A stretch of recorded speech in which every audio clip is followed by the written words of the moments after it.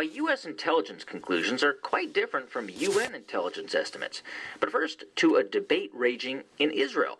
Several former and even current leaders of Israel's military and intelligence establishment have come out to warn against an attack on Iran. They include former chiefs of the army Dan Halutz and Amnon Lipkin-Shahak, and two former heads of the Mossad intelligence agency, Meir Dagan and Ephraim Halevi. We reached Ephraim Halevi on the line to find out more. There is no existential threat to Israel, but there are threats to Israel which Israel should not and cannot be expected to bear. I think the Iranians, at the moment, if they achieved a nuclear military capability, might be able to cause Israel most grievous harm. This does not mean that Israel will cease to exist. It will mean to say that Israel has suffered a very, very painful, extensive, and profound debacle as a result of what has happened.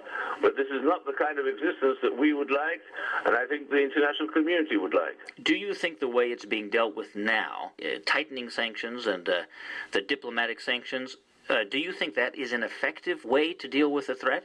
I believe the response of Ayatollah Khamenei to the recent press conferences and other conferences held by President Obama indicates that the way the president has been handling this has had the effect of bringing the Iranians to the point where they feel they need to come to the table and conduct very, very serious and very difficult discussions as to how the world can be saved from a possible confrontation.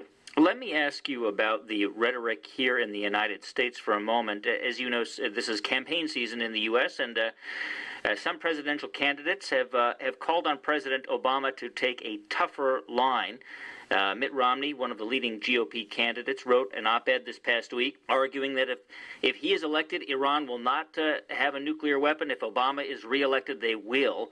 What do you make of that kind of talk? This is the kind of message which could have a very, very bad effect, I almost would say disastrous effect, on the difficult issue which is now at hand.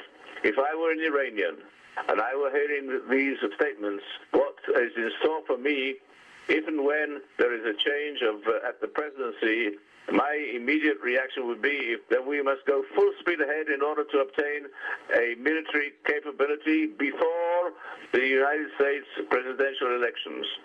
And this is something which I think should not be repeated.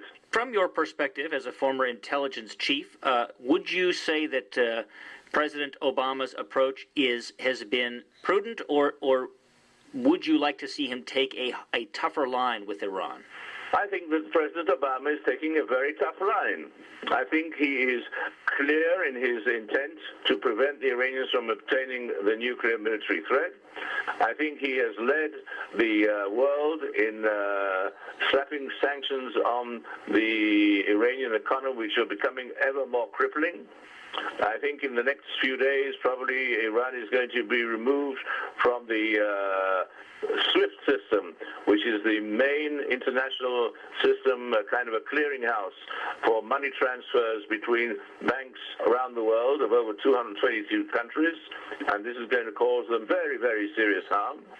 So there have been a lot of things done. Can more be done? Yes, more can be done. Would I like more to be done? Yes, I would like more to be done. But I think the fact that the Iranians are beginning to blink must be something that must be pursued. I don't want to say they're responding to pressure, they're reacting seriously to pressure. And we have to see how far this will go. Ephraim Halevi, thank you so much for your time. Thank you. Ephraim Halevi led Israel's National Security Council and the Mossad intelligence agency from 1998 to 2002. Now, one of the key questions